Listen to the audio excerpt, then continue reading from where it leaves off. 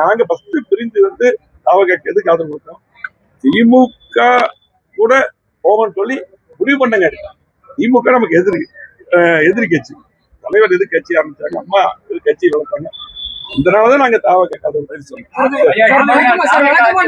பொதுக்குழு கூட்டுற மாதிரி சூழல் இருக்கும் சார். நம்ம இப்ப ஆகஸ்ட்ல கூட்டப்படுற ஒரு தகவல் வந்துருக்கு. எப்படி பாக்குறீங்க? பொதுச்செயலாளர் கேட்கணும். நான் என்ன சொல்றேன், இப்ப பொதுக்குழு உறுப்பினர்களே இன்னைக்கு கிட்டத்தட்ட 200க்கு மேற்பட்டவங்க நீக்கிருக்காங்க.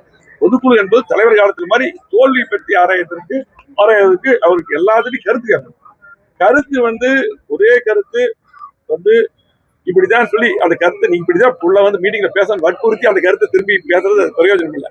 கட்சி யாரும் இன்னைக்கு வந்து கட்சி வந்து இன்னைக்கு 3வது இடத்துல இன்னைக்கு பாத்தீங்கன்னா இன்னைக்கு தாவேக்கு ஆளுங்கட்சியா இருக்காங்க. அதே போல இன்னைக்கு பாத்தீங்கன்னா திமுக எதிர்கட்சியா இருக்காங்க. நீங்க அதிமுக 3வது இடத்துல. இது எல்லாம் வந்து நாங்க ஃபர்ஸ்ட் பிரிந்து வந்து தாவேக்கு எதுக்கு ஆதரவு கொடுத்தோம். திமுக கூட போகணும்னு சொல்லி முடிவு பண்ணங்க. திமுக நமக்கு எதிரி கட்சி, தலைவர் எதிர் கட்சி ஆரம்பிச்சாங்க, அம்மா எதிர் கட்சி வளர்த்தாங்க. இதனாலதான் நாங்க தாவேக்கு ஆதரவு கொடுத்தோம்.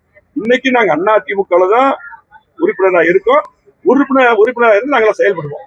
ஆகவே பாத்தீங்கன்னா இன்னைக்கு நிறைய பேர் வந்து இந்த நிறைய தொடர்ந்து 2-3 நாளா இந்த டிவியில எல்லாமே வந்து பாத்தீங்கன்னா இந்த பதவி போட்டு அவரு ஓடநிலைக்கு தேர்தல் அறிவித்தது பற்றி பூரா இன்னைக்கும் போட்டிருக்காங்க. எங்களை பொறுத்தளவுக்கு தெளிவா அந்த கடிதத்தில் கொடுத்துருக்கிறோம். அந்த கடிதத்தில் கொடுத்துட்டு நாங்கள் உறுப்பினராக இருந்து எங்க வேலையை பார்க்கிறோம், எம்எல்ஏ வேலையை பார்க்கிறோம்.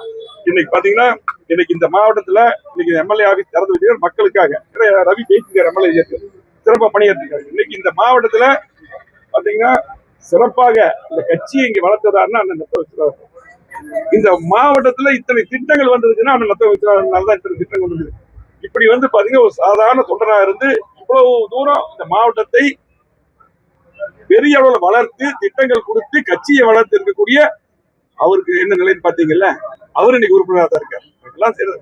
ஆகவே இன்னைக்கு எல்லாத்தையும் அனுசரிச்சு கூட வைக்காம எப்படி இந்த கட்சி நாளைக்கு வந்து ஜெயிக்கும், எப்படி கட்சியை வந்து பலப்படுத்த முடியும், எப்படி தேர்தல் சந்திக்கிறது, இந்த நோக்கத்தில் தான் எல்லா தொண்டர்களுடைய மனநிலை எங்க மனநிலை. நன்றி.